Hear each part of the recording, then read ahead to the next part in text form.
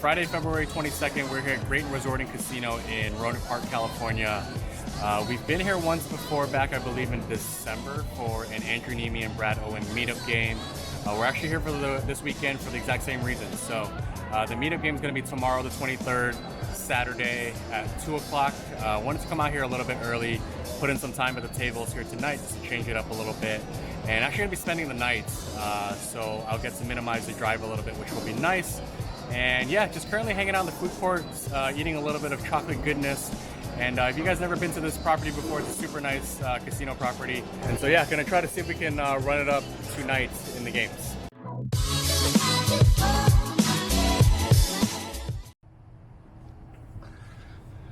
All right, it's Saturday, February 23rd, here at the Hyatt in Sonoma. About to check out of the room now and head over, get a little bit of food, and then head back over to Graton to put in some more time at the tables. The meetup game starts at 2 p.m., so it's currently about 11:30. And yeah, just gonna get a little bit of food. And before we do that, I do want to dive into a few hands from last night. The first hand comes when I'm under the gun with pocket tens. I go ahead and raise it to standard $20. We get a middle position call, a button call, and the small blind puts in a 3-bet to $120. He's got about 300 or so behind, about 325 actually. I make the call and the other two players fold. Go heads up to a flop of queen 10-7. We flop middle set here. He just open jams all in for 325. We make the fairly easy call and the board runs out 5 queen. Turn my hand over and it's good. Our next interesting hand happens when I'm in the cutoff with ace queen of clubs. I bump it up to $20. The button puts in a 3-bet to $65. He's the big stack at the table. He's been playing rather loose, but every time he's been showing down, he's been raking in the pot. So a little bit hard to get a full read on him up to this point. This hand happened probably like 45 minutes into the session, so don't have too much info on him other than that. And so with that information, I decide to just call. We go heads up to a flop of 9-7 deuce 2 clubs, so flop the nut flush draw. I check it over to him. He puts in a continuation bet of $80. I think both options are on the table. We can certainly put in a raise here. I decide to take the more low variance route and just call. The turn comes a 9 of spades, so it pairs the top card. And I check it once more, and he thinks it through for a bit, and he cuts out a bet of $250 into a pot of, I think, $290. So this is where the hand gets a bit interesting. During the time of the hand, I try to do some back of napkin calculation. If I assume that I have all 15 outs live, being my 9 flush outs and my 6 overcard outs, that's about 30% equity, which is exactly what the pot odds are laying me. If I assume that he has a hand like kings or queens, then that means I've only got 12 outs. That puts me at about 25% equity. And if he does indeed have pocket aces, then I've only got my 9 flush outs, and that's about 18% equity. So only getting the correct math if all of my outs are live, and I can't always guarantee that given the situation. So with that information, as well as the 9 pairing, I think it's hard for me to also raise the turn, which I had considered if the turn had not paired. It's just really hard to represent hands for value if I do raise, in my opinion. And if I do call here and the river breaks out, it's going to be hard to bet into this player as a bluff. I guess I would still have some showdown value with ace high because he could be doing this with a variety of hands as well. That being said, I didn't want to get into a sticky situation early on into the session without too much information on this player. And so I go ahead and just make the tight fold, and we lose this one. All right, this next hand is rather straightforward. We're playing 5-handed. The cutoff opens it up to $20. I'm on the button with pocket 9s. I put in a 3-bet to $60. Folds back to this player, and he makes the call. He's got about 500 left in his stack. The flop comes Jack, Jack, 9, 2 clubs. So we flop the full house. He checks. I bet $45. He min raises it to $100, and so I proceed by just calling. The turn comes a 4 of diamonds. He jams all in for 400. I make the quick call, and the river comes a 7 of hearts. He turns over King Jack offsuit for trip jacks.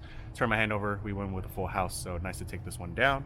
All right, last interesting hand to share, and I'll try to set this one up a little bit of context. There was a player in this previous hand where he calls a 5-bet all in with ace jack, and he ends up winning this hand for I think about like $1,100 or about $900 actually. and it's the same player. He's under the gun now. In the hand immediately after, he raises it to $20, and after seeing that showdown, I think all of the players kind of wanted to mix it in with this particular player. And a couple calls in front of me, I'm on the button with ace of diamonds, nine of hearts. I've got $2 on the button because of the shift with the small blind, and I call, and we go 7 ways to a flop to ace, 9, 5, 2 clubs. So we flop top 2 pair here. The original raiser checks it to middle position. He bets $65. Late position calls the $65, and it gets to me on the button, and I raise it to $325.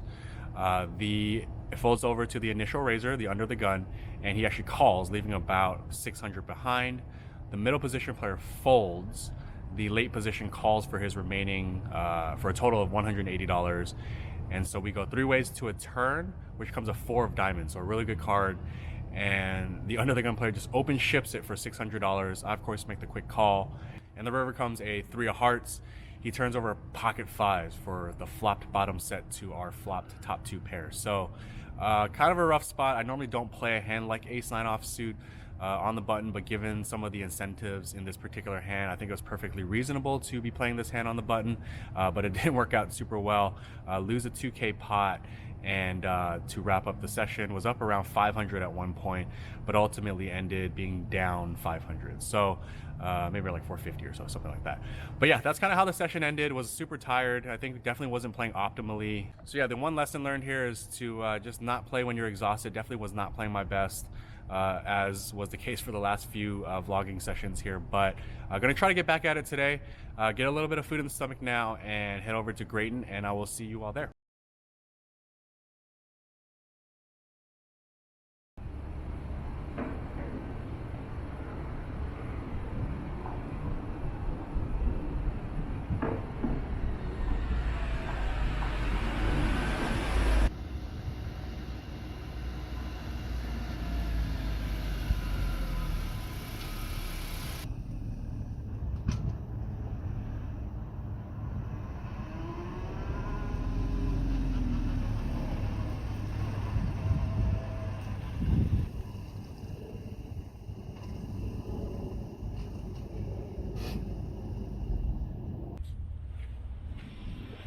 All right, just like riding a bike, once a valet, always a valet. Let's go play some cards.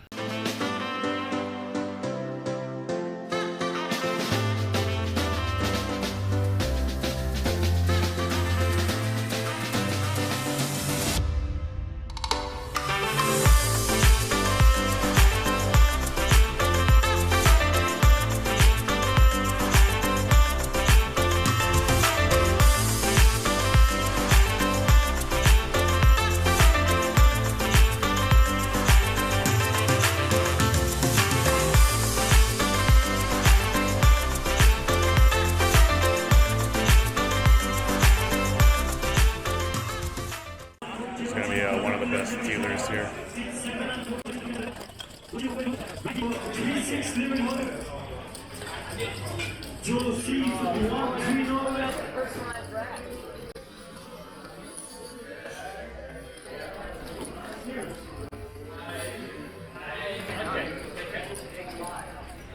Okay, thank you.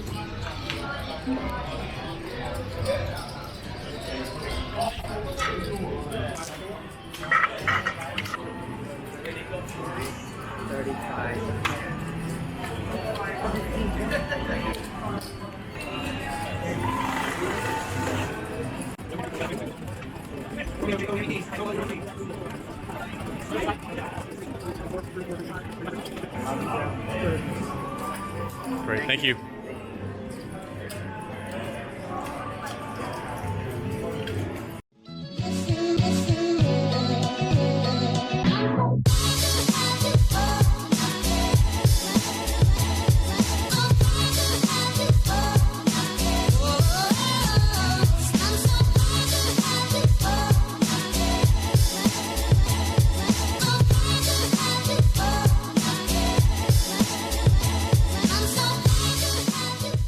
All right, we're over here at Sip and Wine Bar in the Excelsior Outer Mission area of San Francisco.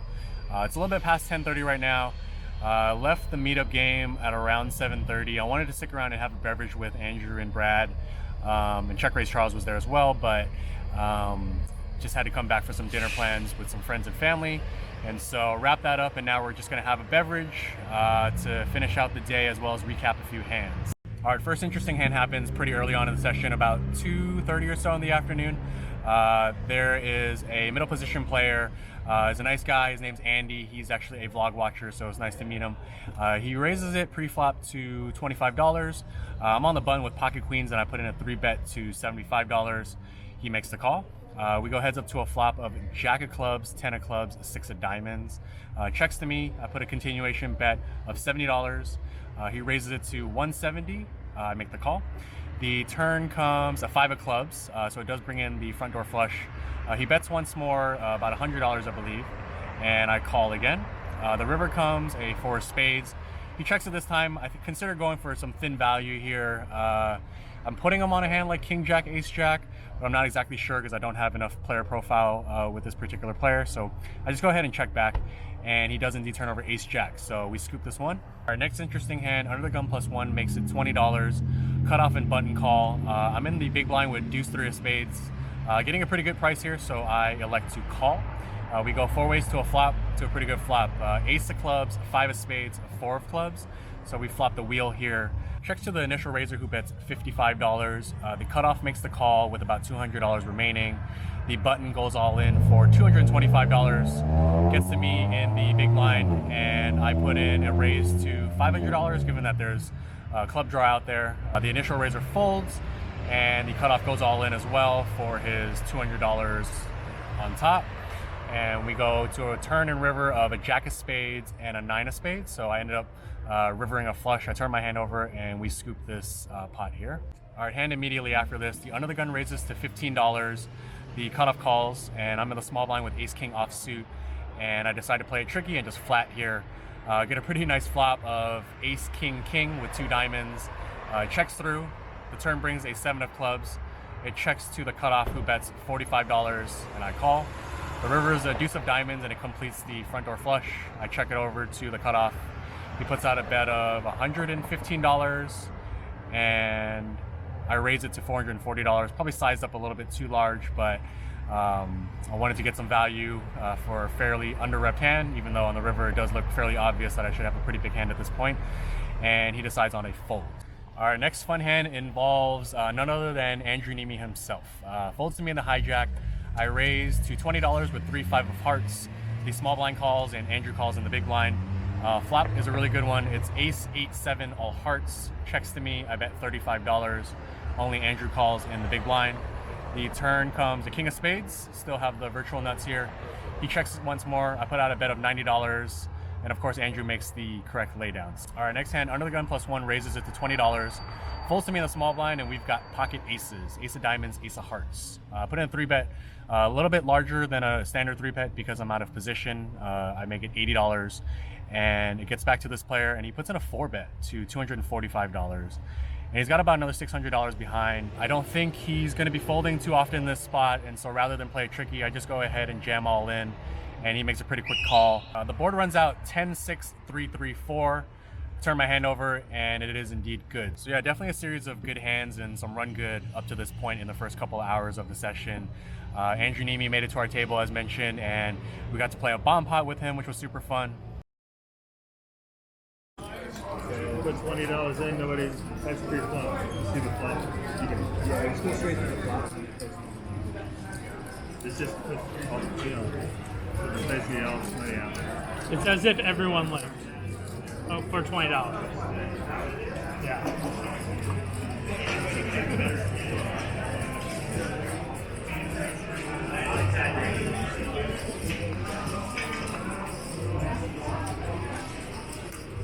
Check. Check. Check. Better look.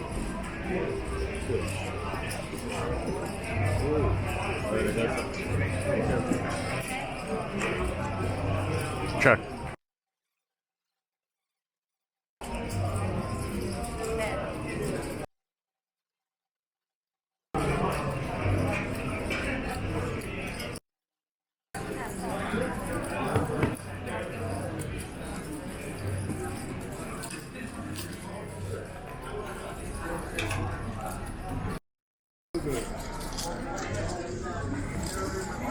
Also had a really fun moment with Andrew. We had a little bit of a shootout with our vlogging exchange as seen here.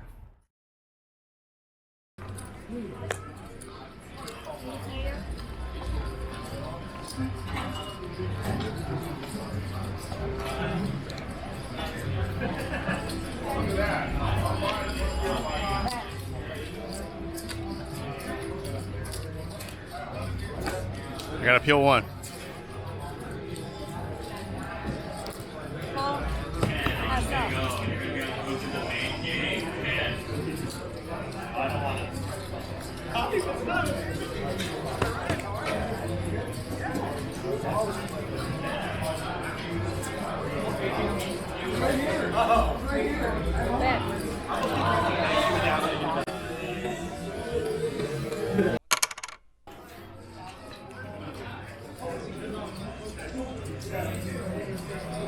All right, so back to a few more hands here. It wasn't all smooth sailing, unfortunately. I did have a couple of interesting spots that maybe didn't play the best. A good example of it is here.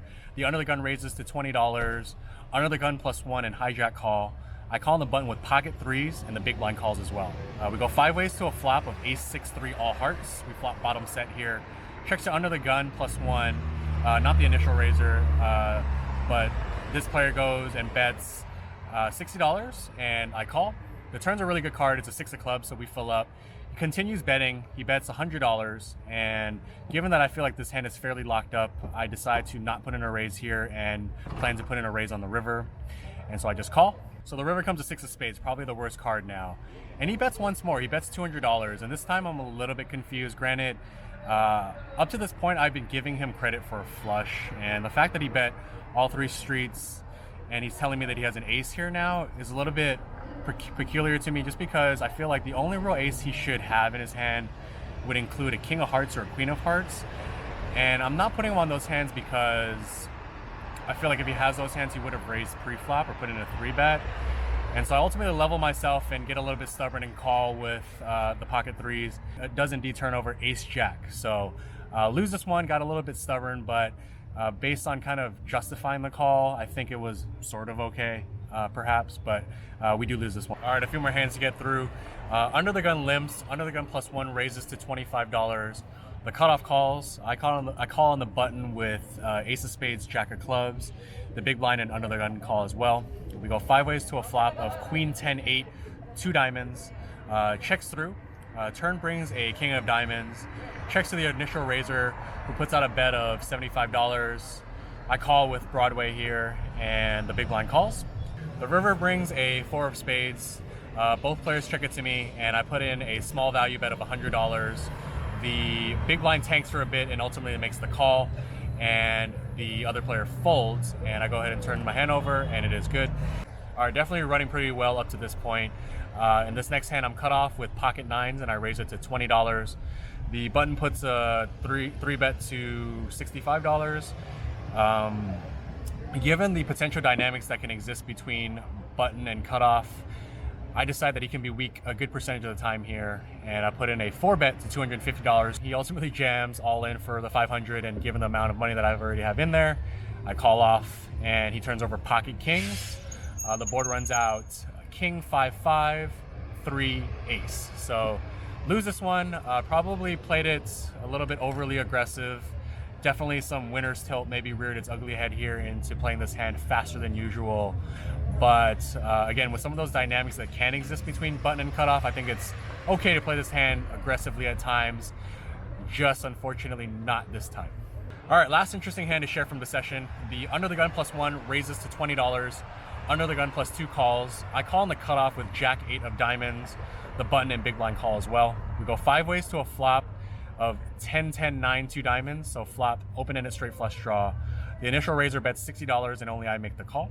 The turn brings a queen of hearts. The player continues betting. He puts out a bet of $150, leaving about $400 back. Definitely can make the argument for raising, but I decide on a call. The river comes a 4 of hearts. He checks this time. As mentioned, he does have 400 back, but I want to get some value out of this hand, so I bet $200. He doesn't think too long and he calls. He shows 10 jack offsuit for trip jack, so we take this one down. So all in all, a really great session.